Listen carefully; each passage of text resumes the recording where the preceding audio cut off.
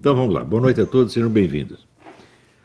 Hoje eu queria estudar aqui rapidamente o livro do Fernando Haddad, Em Defesa do Socialismo, que foi Em Defesa do Socialismo, publicado em 1998, celebrando os 150 anos do Manifesto Comunista. O livro não é apenas uma homenagem ao Manifesto Comunista, mas ele é uma tentativa de reatualizá-lo para as condições presentes da sociedade capitalista ocidental e de, portanto, reformular a estratégia da Revolução Comunista Mundial e, especificamente, brasileira. Então, este documento é importante, em primeiro lugar, porque ele, ao descrever essa nova estratégia, ele afirma que o PT já está aplicando em 1998, o que basta para caracterizar aquilo que eu estou afirmando há 20 anos, que o PT é o Partido Comunista. Ele não é apenas um Partido Comunista, ele é o Partido Comunista, exatamente o mesmo de sempre, prosseguindo a mesma estratégia da Revolução Bolchevique, que foi aplicada no mundo inteiro, com variações locais, é claro, locais e epocais. E essa aqui é só mais uma variação. Ele faz uma readaptação e o objetivo dele é, evidentemente, implantar o comunismo. Não há como disfarçar isto. O livro deixa isto muitíssimo claro, tá certo? Então, não se trata de democracia, não se trata de um capitalismo adaptado, nada, nada, nada. É o bom e velho comunismo mesmo. Agora, como ele faz isso? Ele refaz o Manifesto Comunista, segundo ele, à sua maneira. E o livro é celebrado no prefácio pelo economista Paul Singer. Ele diz, não, pode até parecer uma pretensão demasiada, um jovem assim, reescrever o Manifesto Comunista, mas o Fernando Haddad está perfeitamente qualificado para fazer isso, e, aliás, o próprio Marx, quando escreveu o Manifesto Comunista, era um jovem, e, portanto, está inteiramente justificado. Quer dizer, Paul Singer, que é uma espécie de economista oficial do PT, ele aceita esse livro como a nova versão do Manifesto Comunista e como, por assim dizer, o manual de instruções do PT. Então, a tese central do livro parte do fenômeno de que, para cada nova iniciativa do movimento revolucionário mundial, o capitalismo cria uma nova indústria e absorve, né, este impulso dentro do seu funcionamento normal.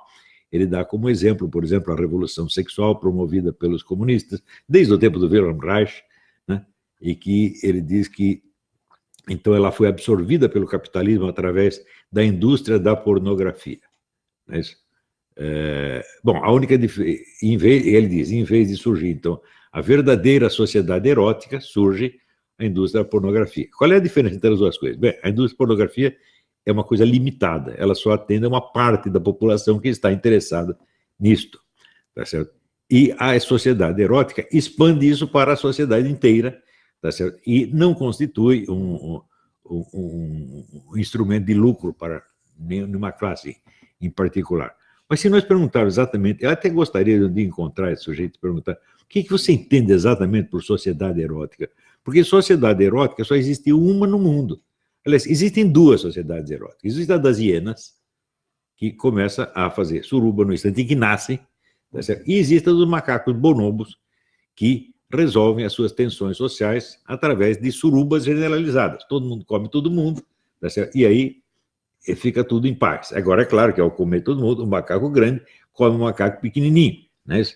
Então, isso aí é a sociedade. As únicas sociedades eróticas que eu conheço são essas. Então, como seria isto, dizer, no mundo humano? Todo mundo come todo mundo, por exemplo, tá a fábrica, os caras estão trabalhando para a linha de produção e vão lá fazer a sua suruba, né? A secretária come o patrão come o gerente e assim por diante. É disso que você está falando. Que raio de coisa é esta? Então, este é o tipo do flatus vocis, é uma expressão que exerce um certo fascínio desde que você não tente dizer o que é. Porque a hora que você tenta conceber o que é, você vê que não é nada. Na verdade, se você pensar bem, fala, nunca na história humana houve tanta liberdade sexual quanto hoje, por toda parte. Então, comparado com outras sociedades, esta é uma sociedade erótica, sem sombra de dúvida. Quer dizer, ele quer algo mais, né? onde não exista sequer a indústria da pornografia, porque não vai precisar existir, porque a atividade erótica contínua e generalizada não vai estar limitada a uma parte da população, mas todo mundo vai participar dela. Ora, ele confessa que o livro que mais o influenciou na vida foi O Capital, que ele diz ter lido os 3 volumes. Eu duvido e faço pouco, hein?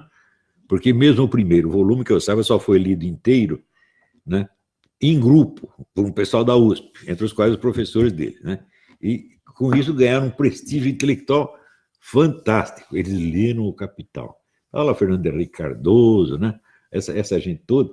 Então eles fizeram um grupo, leram O Capital em grupo, claro, cada um lê um pedaço, né? E o Haddad, então, foi beneficiado por este grupo e teve esta influência do Capital, que ele diz, foi o livro que fez a minha cabeça. Ora, se o livro Capital fez a cabeça, então é evidente que o sujeito é comunista, não há outra palavra para qualificar, tá certo? E, por outro lado, quando ele diz que todas as grandes iniciativas do movimento revolucionário foram absorvidas e transcendidas pelo capitalismo, ele acha que ele tem uma solução para isso. Ele diz, todas essas tentativas são parciais e nós vamos fazer uma tentativa geral, abrangendo tudo de uma vez. Eu digo, bom, para os capitalistas vai ser ótimo, porque daí eles vão transcender tudo de uma vez. Tá certo? Um dos elementos fundamentais do marxismo é a crítica do formalismo burguês, que é a tentativa de você analisar as coisas por uma lógica linear, mecânica, sem você ter ideia, vamos dizer, das relações reais de poder, da dialética real das coisas da sociedade. Essa crítica é inteiramente justa. Só que é mais fácil você repetir da boca para fora do que você mostrar na prática que a compreende, ou seja, você é capaz de aplicar essa dialética marxista e ter em vista sempre a situação concreta e nunca apenas vamos dizer, os formalismos lógicos, né? Porque quando esse pessoal fala em capitalismo e socialismo, peraí, existe capitalismo e socialismo? Existe como conceito abstrato de sistema. Mas, na realidade, o que você tem são diferentes situações locais, em situações, vamos dizer, humanas e geográficas diferentes, produzindo vários tipos de socialismos e vários tipos de capitalismos. Tá certo? Por exemplo, quando ele diz o capitalismo prometeu que ia levar o padrão de vida das classes mais baixas, mas, na realidade, ele criou uma nova forma de pobreza, que é a mendicância, espalhou o lumpenproletariado por todo lugar.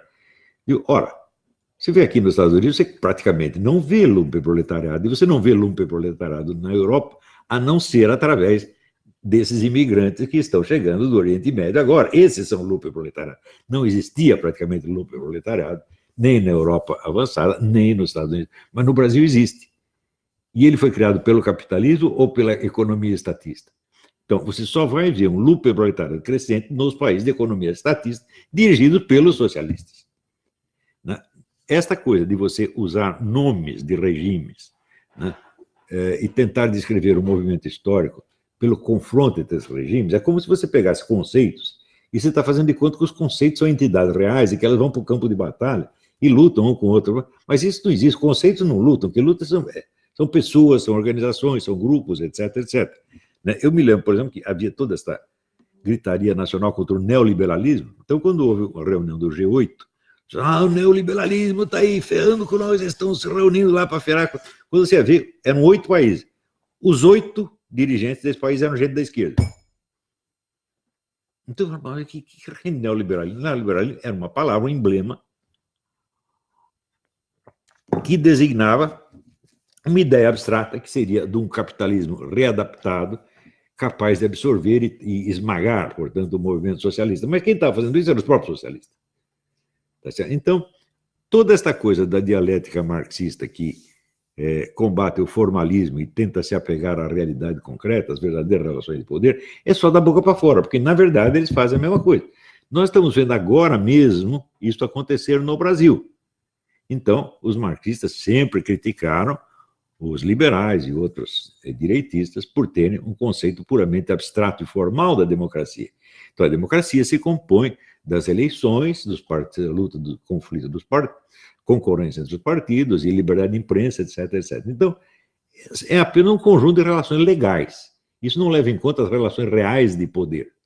Por exemplo, se você falar liberdade de imprensa, eu digo, bom, no Brasil tem liberdade de imprensa, mas você tem 2 ou 3 empresas que mandam em todo o universo da mídia, então não há realmente uma democracia, há uma autocracia desses 3 ou 4 grupos empresariais.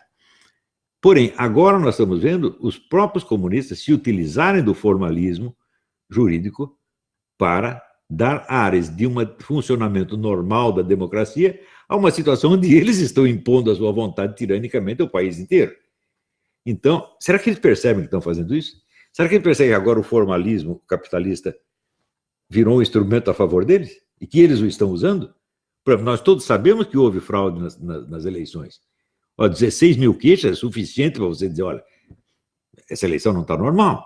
E daí aparecem os ministros dizendo, não se pode insinuar a possibilidade de fraude, nem a possibilidade de fraude. Por quê? Porque legalmente está tudo certinho. Eu digo, mas, legalmente, mas e as máquinas? Nós não estamos falando de uma coisa legal, de um problema legal. Né? Nós estamos falando de um funcionamento real das máquinas manipulado por pessoas reais. Tá certo? Isso não pode. Então, você apega no lado legalista para negar a realidade, dar uma impressão de normalidade, a situação mais anormal que já houve, eu acho que em qualquer eleição no mundo. Não é isso? A eleição brasileira está muito parecida com a eleição soviética, onde, como dizia Stalin, não interessa em quem você vota, interessa quem conta os votos. Na eleição da Dilma já ouvi isso, a apuração foi secreta, quer dizer, a eleição foi ilegítima, eu disse isso desde o primeiro dia, quando propuseram impeachment, eu disse, vocês estão loucos, porque você propor um impeachment, você está reconhecendo a legitimidade do mandato, tá certo? Sabendo que a eleição foi ilegítima. Então, houve ali um acordo entre a direita e a esquerda, falaram, nós dois vamos nos apegar aqui ao formalismo jurídico para dar a impressão que está tudo normal e nós enganamos todo mundo. Uns fazem isso porque levam vantagem com isso, e outros agem assim porque estão com medo dos seus adversários e têm medo de mostrar o tamanho do crime que eles estão cometendo. Agora também o pessoal está todo empenhado em fazer de conta que existe uma disputa eleitoral. Não há disputa eleitoral nenhuma. Você tem um golpe de Estado em andamento feito por um grupo criminoso, tá certo? Que quer tomar o poder por todos os meios. Isso já foi anunciado pelo próprio Zé Dirceu. Nós vamos tomar o poder e isso não tem nada a ver com eleições. Né? Então, eles estão fazendo já isto, tá certo? Já tentaram matar. Porque você tenta matar o concorrente e você, depois de matá-lo, você continua com a campanha de assassinato da reputação contra um sujeito moribundo. Você acha que isso é uma eleição normal? É claro que não. A eleição já tinha que ter sido suspensa. No primeiro turno. Tentaram matar o candidato, acabou, não tem mais eleição. Só daqui 6 meses, uma coisa assim, vamos investigar tudo enquanto não descobrir quem foi que mandou matar, não vai ter a votação. Isso é o certo. Isso aconteceria em qualquer lugar do mundo. Mas, formalmente, legalmente, está tudo certinho. Então, quem está fazendo isso? É o burguês que está fazendo isso para sufocar o movimento comunista? Ou é o movimento comunista que está fazendo isso para sufocar todos os seus adversários? Tudo isso, então, para mim, está muito claro. Né? E quando eu examino aqui esse arrazoado do Haddad, eu vejo o seguinte, ele realmente está propondo uma estratégia que o PT adotou. O PT está fazendo o que ele disse. Tá certo? Só que tem os seguintes problemas. Vamos ver. Aqui ele diz, meus interesses intelectuais não se restringiam apenas à literatura marxista, mas impeliram com muita energia a conhecer os principais críticos de Marx. Foi assim que, eu, a partir dessa segunda leitura de Marx, passei a interessar por filosofia e sociologia, mas ainda na perspectiva de conhecer o que havia de melhor na crítica a Marx. Ele chama de crítica a Marx a escola de Frankfurt. A escola de Frankfurt é, sem dúvida, uma crítica a Marx, mas é uma crítica interna. O movimento comunista, desde o início, ele foi cheio de dissidências, dissensões, né, revisionismos, etc, etc. Então, este é mais um deles. E, aliás, uma característica do movimento comunista é que ele combate com mais ardor e com mais ódio os seus dissidentes internos do que o seu suposto inimigo de classe. Né? Por exemplo, Lenin jamais falava de Karl Kautsky, o revisionista, sem dizer o renegado Kautsky. Né? Do mesmo modo, Stalin e Trotsky. Né? Não houve um sujeito mais odiado na União Soviética do que Trotsky, morreu com uma picaretada na cabeça encomendada por Stalin? Stalin mandou matar algum banqueiro ou capitalista ocidental assim? Não, não, não. O dissidente interno é o pior. Mais ainda, Mussolini. Mussolini é um dissidente do movimento socialista. Né? Então, essa gritaria toda antifascista é por quê? Eles sabem que eles têm rabo preso com o fascismo desde o início. O fascismo saiu de dentro do movimento socialista e é uma variante do movimento socialista. Por isso que eu digo, olha, esses camaradas, eles não são a extrema-direita. A extrema-direita sou eu.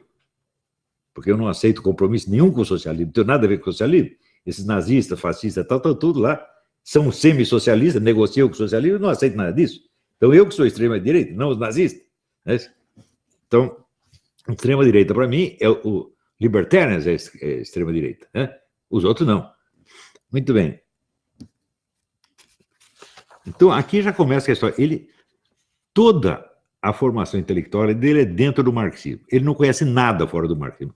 Asseguro para vocês. Ao ponto de você dizer, chamar de críticos de Marx da Escola de Frankfurt, eu não fiquei preso a Marx, eu fui ler os críticos de Marx, está aqui, Max Horkheimer, Georg Lukács, etc, etc. Né?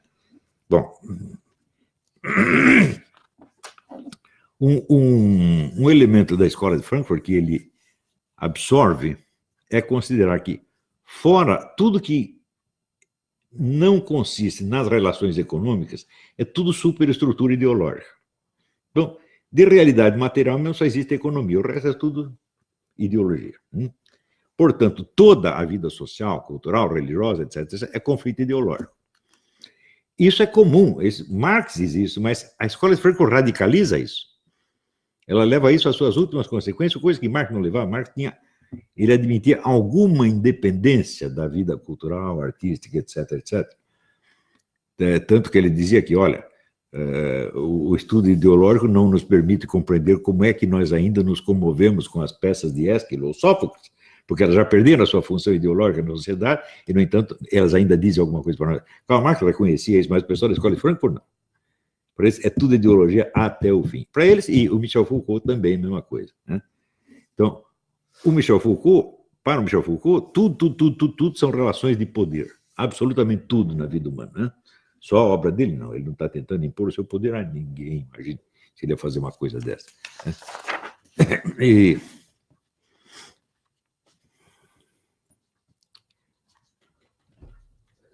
olha aqui.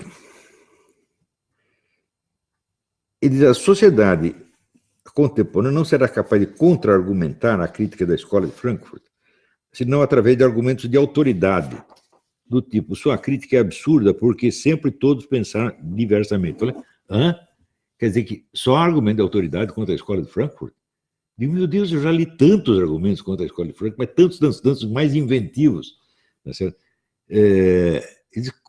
Então, se ele diz isso, é porque ele não conhece nenhuma crítica à Escola de Frankfurt.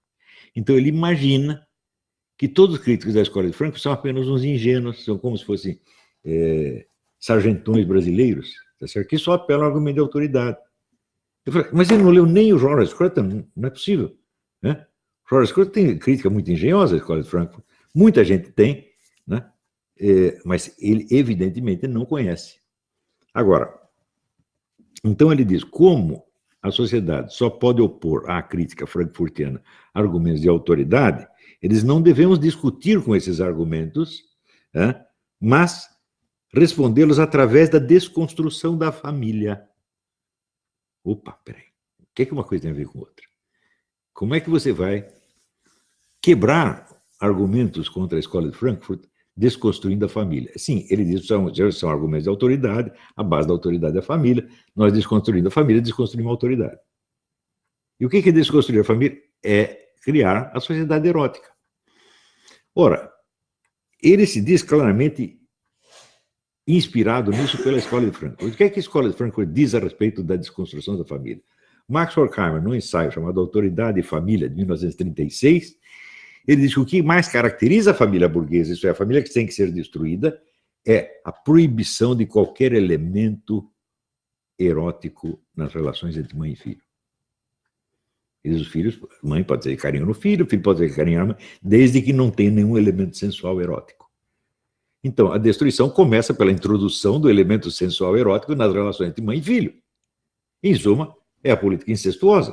Não há como negar isso aqui. Agora, vejam, os comunistas estão muito habituados a escrever de maneira que as palavras deles têm um sentido para as pessoas de dentro e outro para o observador de fora. E só o de dentro percebe a extensão completa do que está sendo proposto. O cara de fora tende a atenuar. Por quê? Porque se ele vê que os caras estão propondo uma coisa muito absurda, ele vai pensar, não, eles não são loucos, não pode ser isso que eles estão dizendo. Mais ou menos como o pessoal reagiu ao Hitler nos anos 30. Quando ele fala o negócio da solução final, tal, o pessoal fala, não, ele não pode estar querendo dizer que ele vai matar um monte de judeu, não é possível, isso é absurdo. Né? Então, dava um sentido atenuado. Os comunistas fazem a mesma coisa. Né? Eles escrevem de modo que os de dentro entendem qual é o plano e os de fora dão um sentido atenuado àquilo. E eles têm muita prática de fazer isso, nem sempre é para burlar a censura. No caso do Antônio Gramsci foi para burlar a censura, mas às vezes não é a censura, às vezes é simplesmente a opinião pública que você está burlando. Você não quer que todo mundo perceba claramente o seu plano, então você escreve de maneira, por assim dizer, cifrada, entre aspas, né?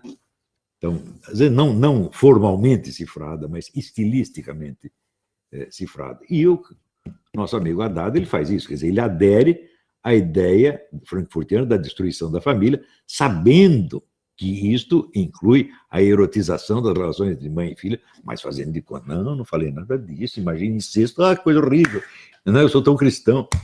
Quer dizer, é tudo uma empulhação, evidentemente. Agora, não é só a nós que ele engana o próprio pessoal do PT. Por quê? O núcleo da teoria dele é o seguinte, no tempo de Karl Marx só existia duas classes sociais, proletários e burgueses. Eu digo primeiro, de onde que ele tirou isto? Porque Karl Marx falava também nos intelectuais de classe média e no lumpenproletariado. Da onde que ele tirou a expressão? Quem botou a expressão lumpenproletariado em circulação? Foi Fernando Haddad, em 1998? Não, foi Karl Marx, em 1848. Então, como é que ele diz que no tempo de Karl Marx, que Karl Marx só conhecia duas classes sociais, quando Karl Marx está mencionando quatro? Daí ele apresenta as quatro, ele diz que essa é a grande inovação Fernando Haddadiana da estratégia comunista. Eu digo, é claro que isso é uma empulhação. Tá certo? Eu digo, então, eu acabo duvidando de que o próprio Paul Singer tenha lido o Manifesto Comunista. Né? Por quê? Porque ele reconhece a novidade da teoria do Haddad. Né? Então, ele diz, além do burgueses e proletários, hoje existe uma classe de cientistas e técnicos contratados pelo capital para fazer o funcionamento da sociedade, e existe também uma vasta multidão lumpenproletária, diz ele, criada pelo progresso do capitalismo. Ao contrário, o progresso do capitalismo elimina a existência do lumpenproletariado, tanto elimina que tem que importá-lo dos países árabes ou do México, tá certo? E esse lumpenproletariado só é crescente nos países que estiveram sob administração esquerdista e comunista durante muito tempo, como o México e o Brasil. Né? Então, ele está enganando os próprios comunistas, fazendo de conta que ele está apresentando uma teoria nova, quando a teoria é tão velha quanto o próprio Manifesto Comunista.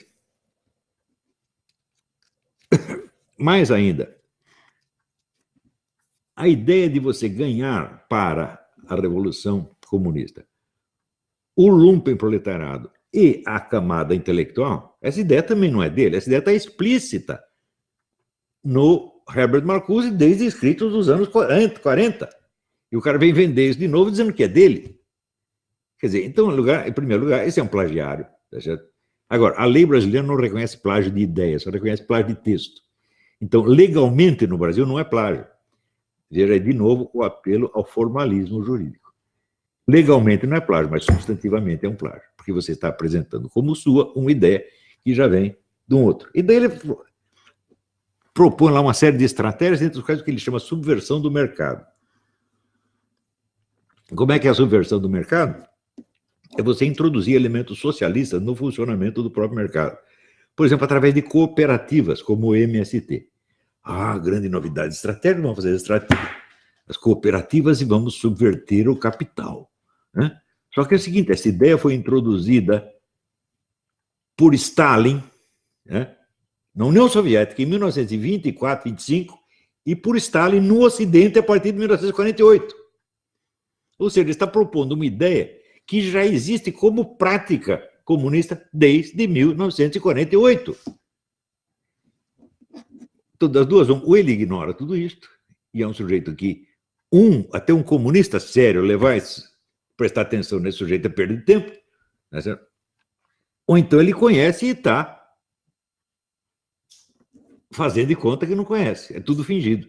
Então, esse livro ou é um crime, ou é uma prova de estupidez fora do comum. E é este lixo que os caras querem eleger presidente da República, este subintelectual de bosta.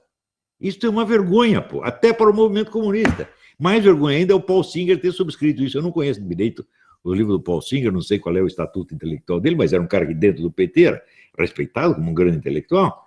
E como é que esse grande intelectual engole esta porcaria e acredita que é um negócio muito bom, né?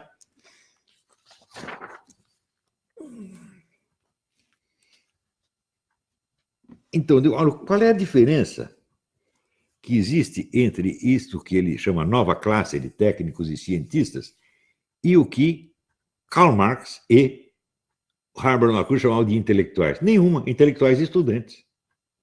Né? Agora, aqui ele esquece duas classes. Primeiro, os estudantes, ele não menciona como classe, vamos dizer, específica, e policiais militares. E a burocracia estatal, nada disso para ele existe. Eu digo, de que sociedade você está falando? Né? É uma sociedade abstrata, um modelo abstrato que você inventou, tá certo? Escondendo a fonte que essa ideia já tinha na literatura marxista.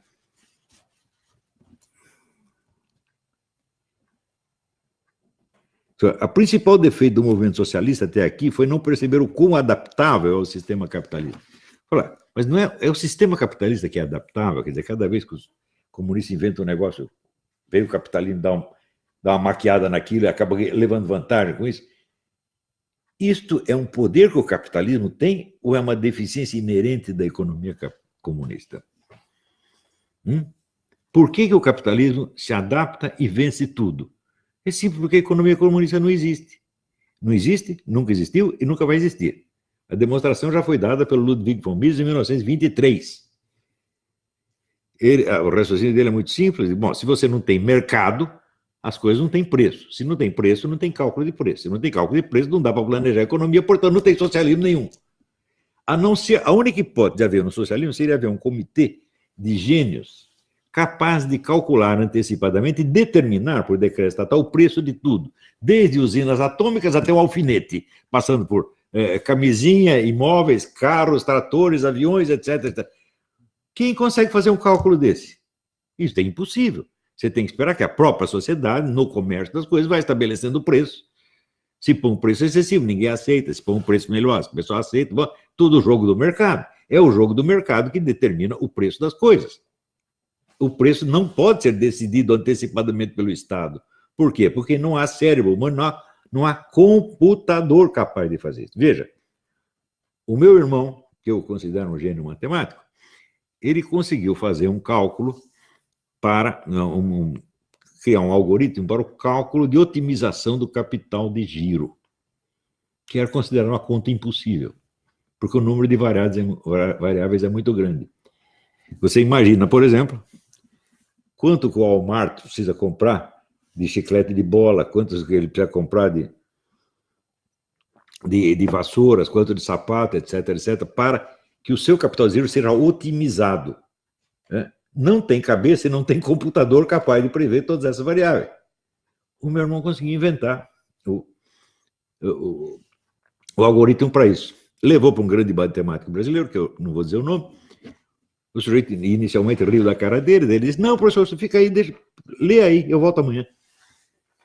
Chegou no dia seguinte, o professor está com os olhos desse tamanho, abertos desse tamanho, falando, eu aceito, mas só se eu levar participação.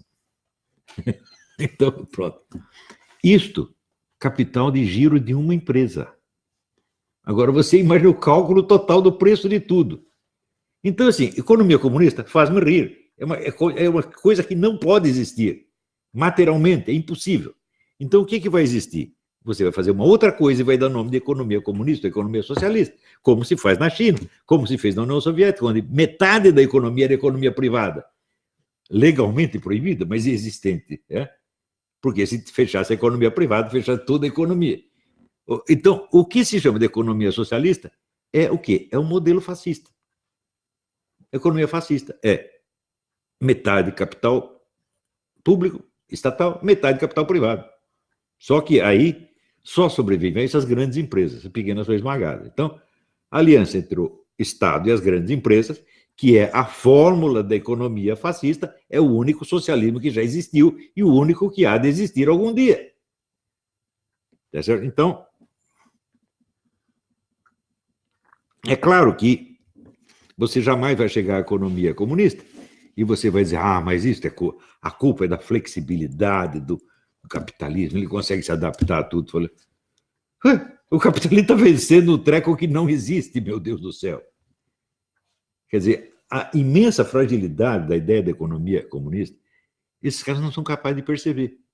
Quando o Ludwig von Mises fez a demonstração, teve o ministro da Economia da Iugoslávia, Eduardo Cardelli, foi o único comunista que ousou tentar discutir a demonstração, não conseguiu. Os outros todos ficaram quietinhos. Eu digo, por que eles ficaram quietinhos? Porque quando teve a Segunda Guerra, o escritório do Ludwig von Mises ficava na área de Berlim que foi ocupada pelos comunistas. Então eles foram lá, invadiram o escritório do Ludwig von Mises, pegaram toda a papelada dele, levaram tudo para Moscou e começaram a ler. Daí o que eles devem ter concluído? Pô, não é que esse filho da puta tem razão? Não dá para fazer isso. Então vão ter que inventar um outro treco. E estão até hoje inventando outro treco e dando o nome de economia comunista, economia socialista, qualquer coisa. Quando é exatamente a mesma fórmula do Mussolini. Fórmula que, aliás, já existe no Brasil desde o tempo de Getúlio Vargas. Um pouco de capitalismo existiu no Brasil graças à iniciativa estatal. Por quê? Naquela época, o homem que era da Federação das Indústrias, que era o Roberto Simonsen, leu o livro do Mihail Manuilescu, Teoria do Protecionismo, e mandou traduzir e levou para o Getúlio Vargas. Então ele disse, através de leis protecionistas, nós podemos criar uma indústria nacional. Então, quem é o pai da indústria nacional? O Estado. Então, o que é? Fórmula fascista desde o início. Os comunistas sempre apoiaram isso. Por quê? Porque a única coisa que eles podem fazer é exatamente isso. Por que eles chamam os outros de fascistas? Porque o que eles estão fazendo é exatamente a economia fascista.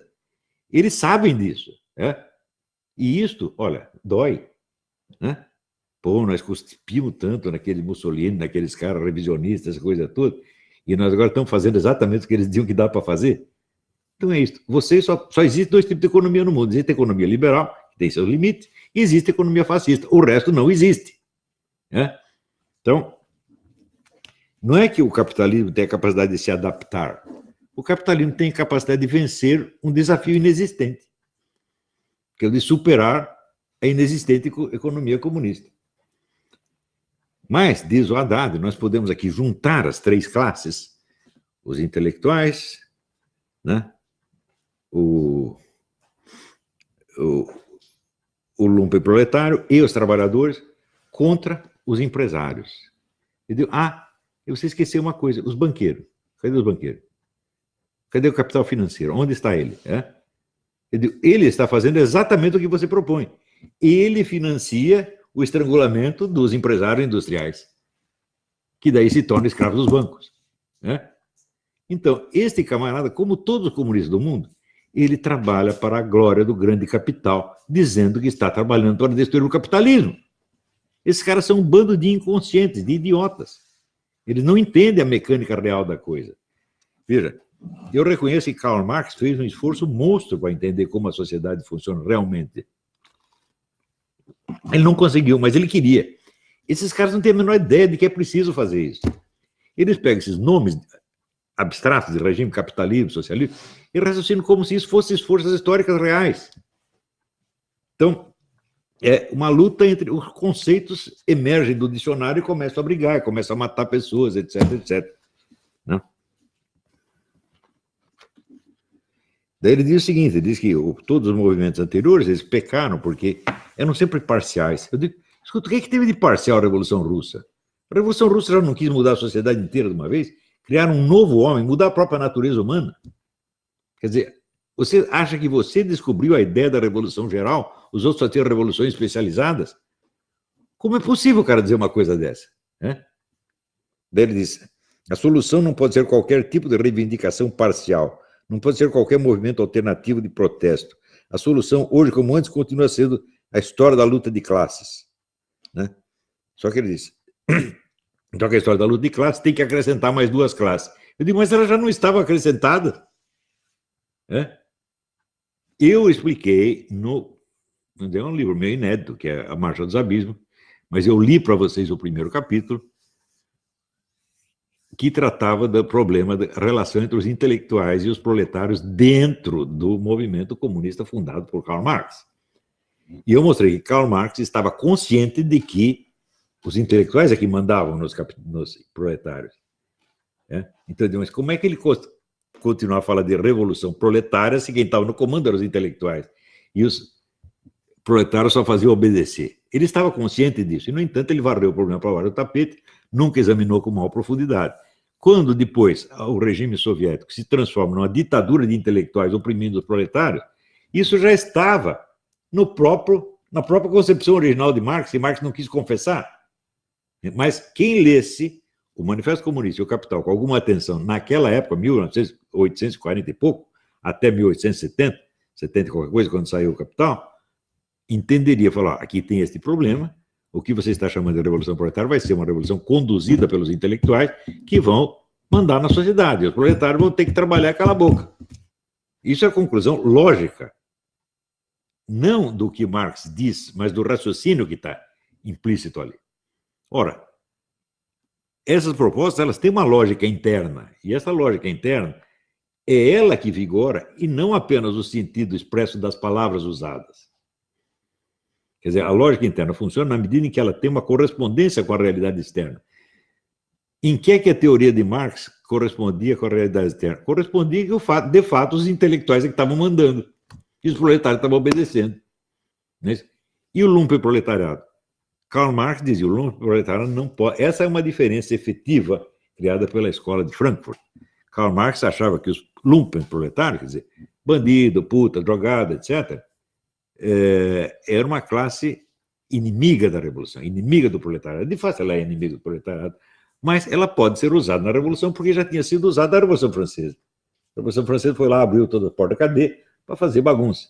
Lenin fez a mesma coisa, só que depois mandou matar todos os lumpens, né? Então, o lumpen pode ser usado.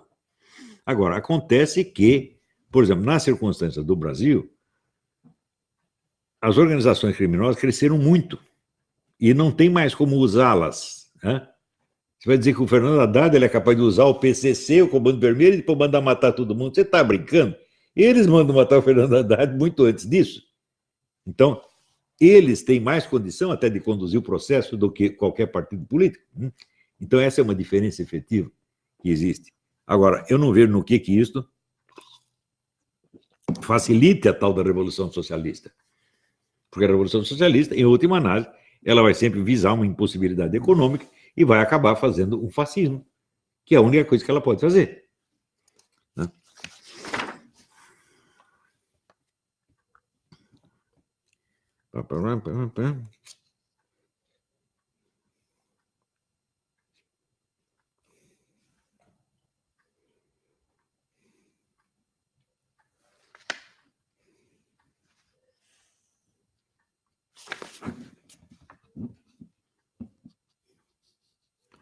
Aqui.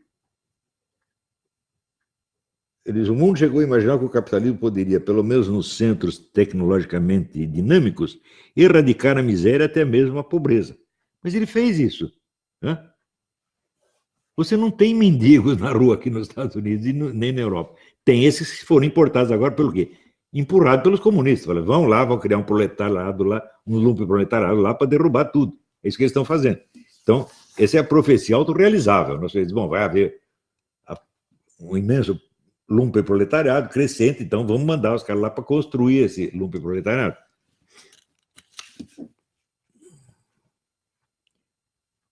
Olha aqui.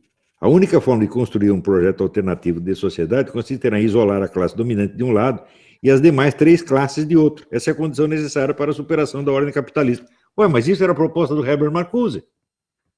Nós juntamos os intelectuais, o lumpenproletariado e o proletariado e esprememos a classe capitalista e ela morre.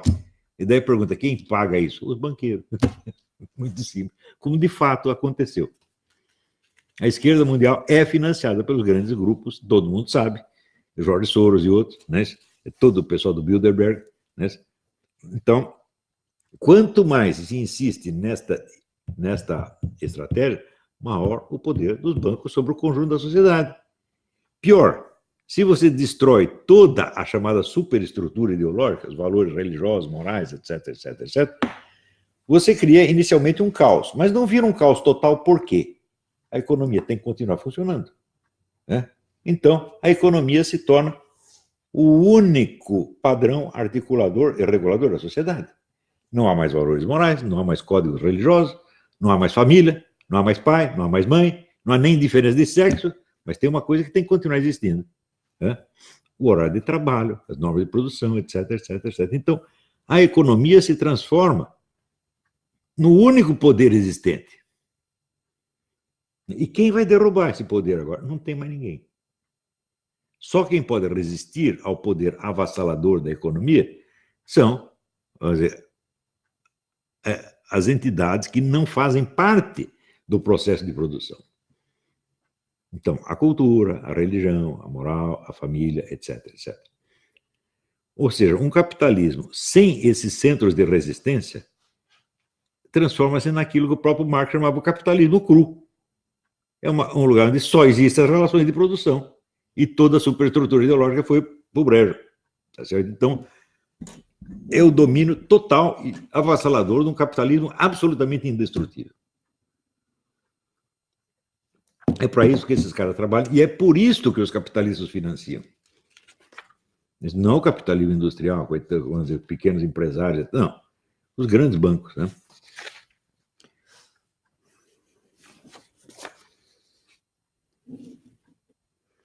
Olha, ele chama o Novo Manifesto Comunista, né? A subversão do mercado. Tem vários tipos de subversão da família, né? E tem a subversão do mercado, né? Por meio da socialização da sociedade privada, mas de modo a manter o mercado, ou seja, manter o mercado em funcionamento, mas essa proposta passa por algo próximo à propriedade cooperativa, algo que difere da propriedade estatal e da propriedade privada.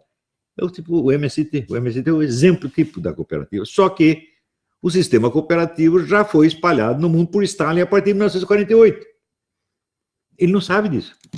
Ele está propondo que se faça uma coisa que já foi feita. Só que ele não sabe o que foi feita. Né? E qual é o resultado? Né? O resultado é o seguinte: o que é que o MST produz? O MST vive de dinheiro do governo. Né? Dinheiro que é extorquido de imposto dos outros, porque a produção dele não serve para absolutamente nada. Então, o que você vai fazer é espalhar miséria, tá certo? E dizer que isto é a subversão do mercado. E, sim, vai subverter o mercado mesmo, e vai todo mundo morrer de fome, que é exatamente o que esse pessoal sabe fazer. Daí ele dá como exemplo disso o Movimento dos Trabalhadores Sem Terra, o MST. Né? Mais ainda, ele, ao explicar essa nova estratégia, que não é nova, ele diz, olha, o PT, tudo que o PT está fazendo é exatamente isto. E ele tem razão, o PT estava aplicando isso aqui. Só que o PT já estava fazendo antes que o Haddad escrevesse. Por que o PT estava fazendo? Porque a Escola de Frankfurt já está propondo isso há 50 anos. E certamente o Haddad não foi o primeiro cara que ouviu falar de Escola de Frankfurt. Né?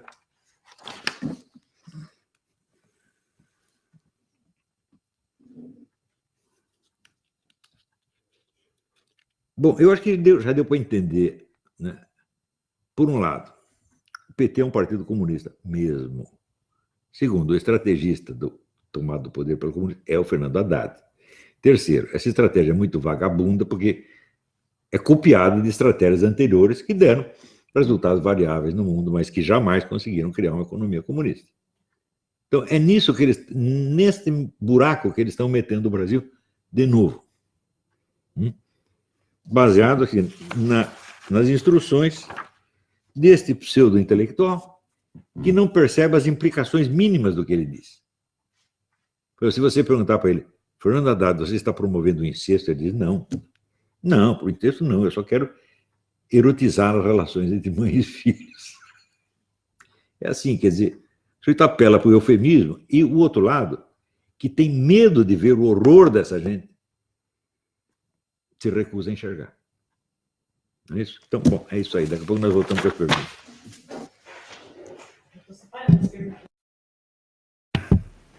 Então, vamos lá. Aqui tem umas perguntas muito interessantes. Aí o Fábio, acho que Barbirotto. O senhor afirma que a revolução é um processo de concentração do poder realizado por uma elite revolucionária. Todavia, o senhor tem falado na Revolução Brasileira como um processo de tomada de poder pelo povo. Como essas visões se harmonizam? Essa pergunta é importantíssima. Se você quer entender as minhas aulas, tem que prestar atenção nesta pergunta e na sua resposta. Eu, na verdade, tenho usado o termo revolução em dois contextos e com sentidos que, na verdade, são até antagônicos. Primeiro é a palavra revolução sozinha, e segundo o termo revolução brasileira. O termo revolução eu uso no sentido que eu mesmo defini nesse sentido, quer dizer, um processo de concentração do poder nas mãos de uma elite revolucionária. E o termo revolução brasileira eu uso no sentido que se consagrou numa série de livros clássicos sobre o Brasil, entre os quais a Revolução Brasileira, do Pessoa de Moraes, Mito e Verdade da Revolução Brasileira, do Guerreiro Ramos, muitos outros livros que usam esse termo Revolução Brasileira, Raimundo Fauro. E a Revolução Brasileira é a sucessão de esforços do povo brasileiro para se tornar o senhor do seu destino e passar por cima das elites mandantes, que o sufocam já desde o tempo da independência. Tá certo? Então, isso quer dizer, o Brasil nunca teve uma democracia de verdade. Né? O povo brasileiro nunca foi o autor da sua própria história. Ele é sempre o rabo do cachorro, nunca o cachorro. Tá certo? Eu vejo que a primeira iniciativa verdadeiramente popular que apareceu, primeiro sinal de que o povo, por si mesmo, estava tomando a iniciativa e passando por cima dos mandantes, foi nos movimentos de 2015. Aí sim, eu disse, isso é o cume, é o ponto culminante da Revolução Brasileira até agora. Claro que deve haver outros pontos culminantes. A eleição do Bolsonaro também faz parte deste processo. Você vê aqui, houve pouquíssima propaganda para induzir o povo a tomar essa iniciativa. A resposta popular foi desproporcional com a modéstia dos apelos que apareceram. E esses apelos apareceram apenas na internet, né? E no boca a boca. Não apareceu no Estadão, não apareceu na Folha, não apareceu na Rede Globo, nada. A mídia inteira conta e tentando abafar, e, no entanto, o povo se levanta e, de repente, você tem 3 milhões de pessoas na rua gritando contra a roubalheira petista. Isso significa o quê? Tomada de consciência popular pela primeira vez na história brasileira. Você vê, se você pegar os outros movimentos populares, até, por exemplo, de 64, né, foi um movimento popular, só que quantas entidades de elite estavam chefiando a coisa? Você tinha o Exército, você tinha o Congresso, foi o Congresso que começou tudo isso aí, você tinha várias associações de classe, você tinha a ABI, a Associação Brasileira de Empresas, você tinha a OAB, você tinha o Globo, você tinha 20 governadores de Estado. Então, a elite se mobilizou, botou o povo na rua. Agora, em 2015, não, foi o próprio povo que foi, enquanto toda a elite estava convocando a ficar em casa e calar a boca, né? Então, é iniciativa popular mesmo. Por isso que eu falei, bom, este é o momento culminante da Revolução Brasileira. Não pode deixar isso parar, porque é isso que vai criar a democracia brasileira. Veja, os comunistas criticam os liberais e similares por terem um conceito meramente legalístico e formalístico da democracia. E se você tem as leis assim, você tem, como é que se diz, a ordem jurídica e tem eleições livres, aí é democracia. Não tem que levar em conta as relações reais de poder. Claro, as relações reais de poder são uma coisa muito mais complicada, né, que implica, por exemplo, a capacidade de mobilização, por exemplo, os recursos econômicos, todo o conjunto de meios de ação, né? Então, por exemplo, as organizações criminosas, PCC, Comunidade, têm meios de ação extraordinários que, às vezes, suplantam os do Estado. Isso são relações reais de poder. Onde que está, qual é o papel do PCC na democracia brasileira? Não existe, é como se ele não existisse. Ele não tem uma existência jurídica, então ele não existe. E o MST? O MST tem um poder extraordinário, ele faz parte da estrutura de poder. Qual é o lugar dele da democracia? Não, é como se não existisse. Então, você tem... As pessoas, quando falam a estabilidade das nossas instituições, é apenas a estabilidade das leis, né? Mas, na verdade, o o sistema que está implantado não é um sistema democrático de maneira nenhuma, é um sistema de dominação tirânica. Por que eu digo isso? Porque quando você vê que a opinião majoritária não tem canais de expressão, não há democracia. Isso é absurdo. Quando você vê centenas de pesquisas mostram que o povo brasileiro é acentuadamente cristão e conservador. Você não tem um partido cristão conservador, pronto, então não tem democracia. Quer dizer, a opinião majoritária não tem vez, não tem canais, não pode falar, né? Na verdade, qualquer pessoa que defenda esta opinião, por exemplo, na universidade, é excluída, é escorraçada, é oprimida. Então, a opinião majoritária não tem vez. É a tirania de uma elite, e o pessoal chama isso de democracia. Até tem gente no meio direitista, né, inclusive gente fardada, dizendo, precisamos evitar a ruptura do sistema. Digo, mas o sistema é a dominação petista e PSDBista, né? O sistema é esta tirania, o sistema é este controle de tudo pelo Estado. Isso tem que ser rompido. Claro que tem que ser rompido, senão jamais haverá uma democracia. O que eles estão chamando de democracia é falta de democracia, né? Então, eu lamento muito ter usado essa palavra em dois, sim, mas não é a verdadeira palavra. Revolução é uma coisa, Revolução Brasileira é outra. Revolução é um termo que eu defini, Revolução Brasileira é um termo que já está definido por autores clássicos como Raimundo Fauro, Guerreiro Ramos, Pessoa de Moraes, etc, etc. Deu para entender? Muito bem.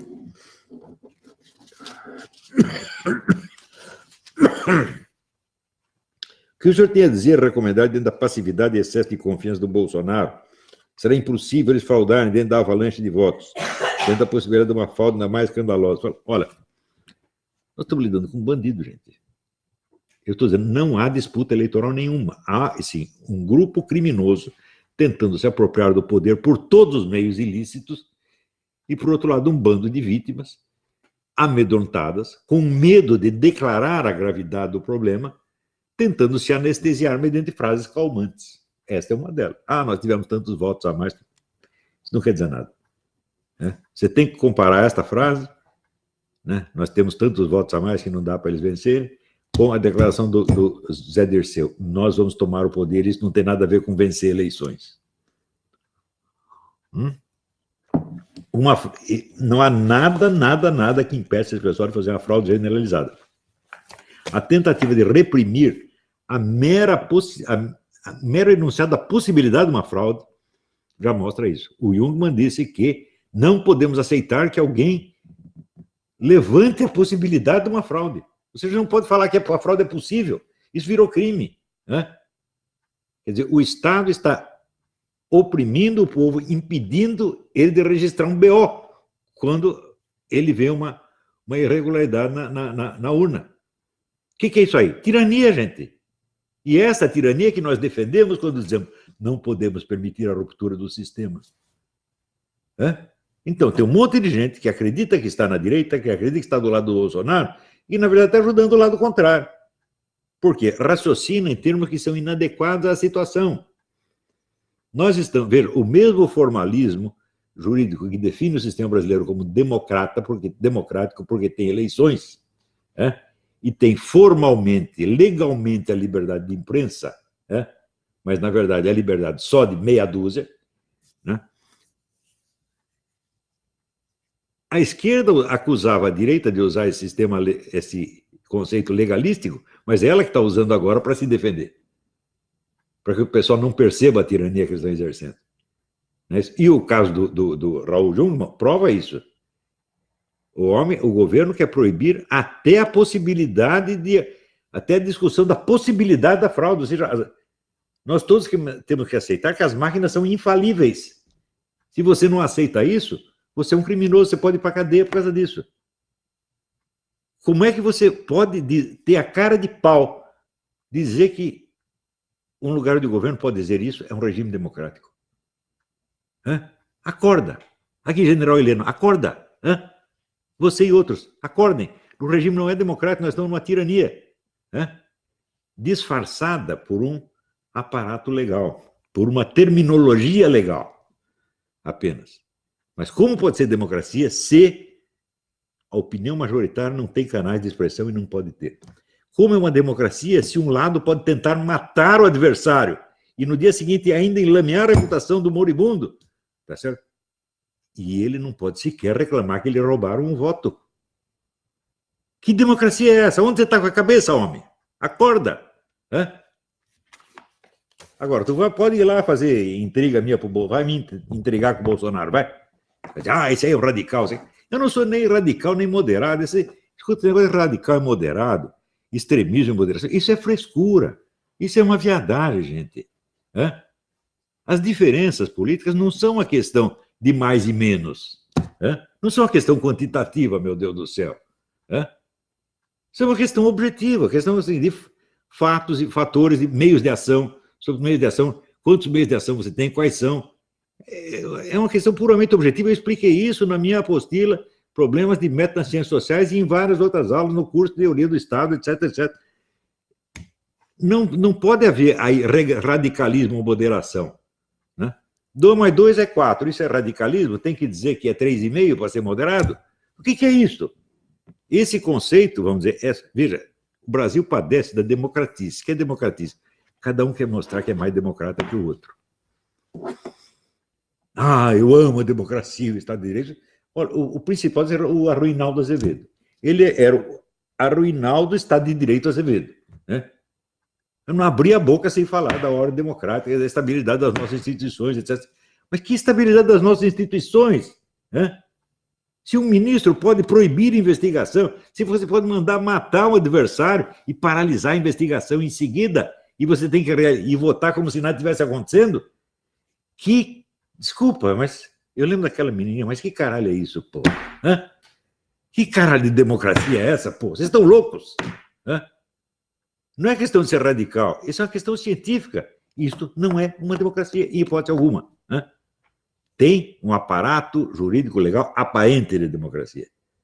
Mas se você vai ver relações de poder, as relações de poder no Brasil são tirânicas.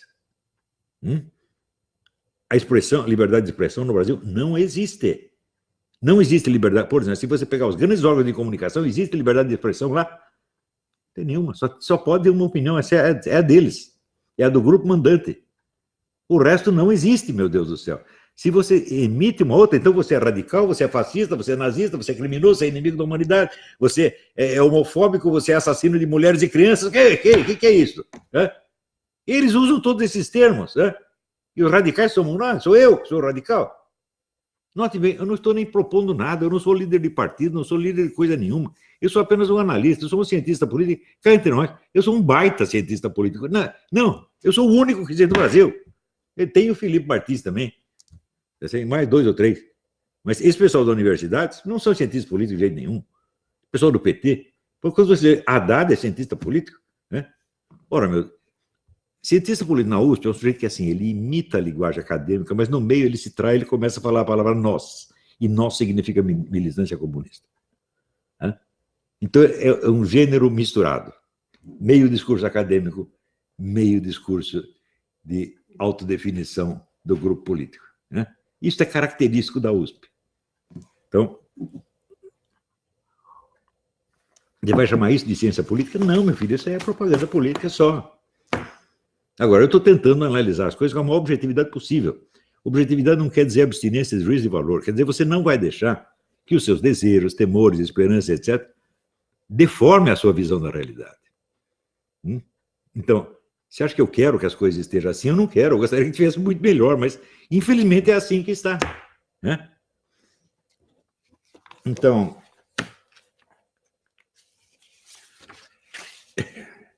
vamos lá.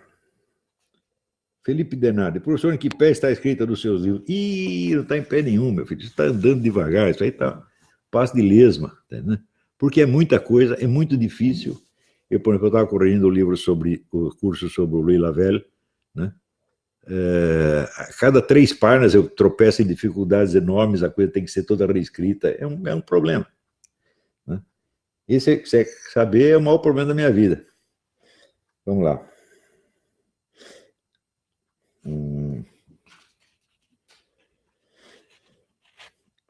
Francisco Oliveira, como consta desse novo manifesto a destruição da família através da erotização da sociedade, então o kit gay do Haddad é a materialização da estratégia. Claro, mas olha, o que é kit gay perto dessa expressão do Max Horkheimer?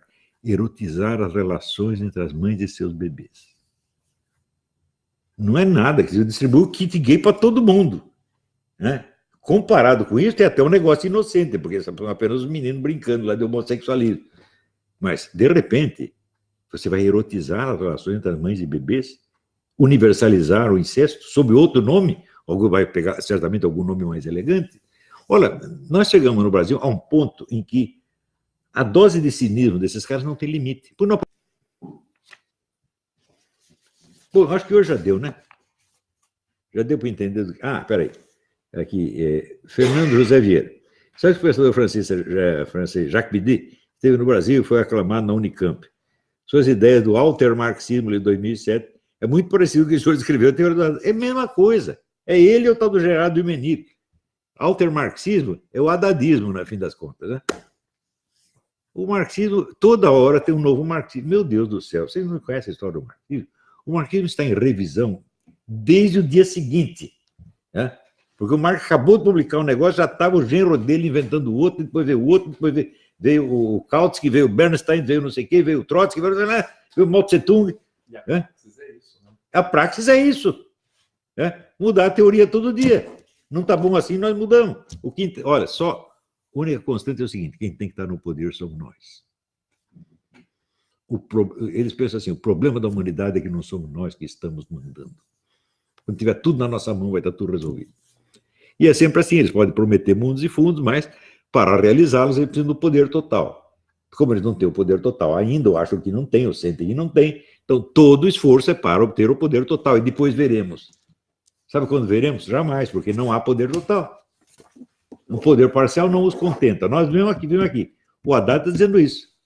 As revoluções todas foram parciais, agora tem que fazer o total, sob o guiamento, né, iluminado do seu Haddad.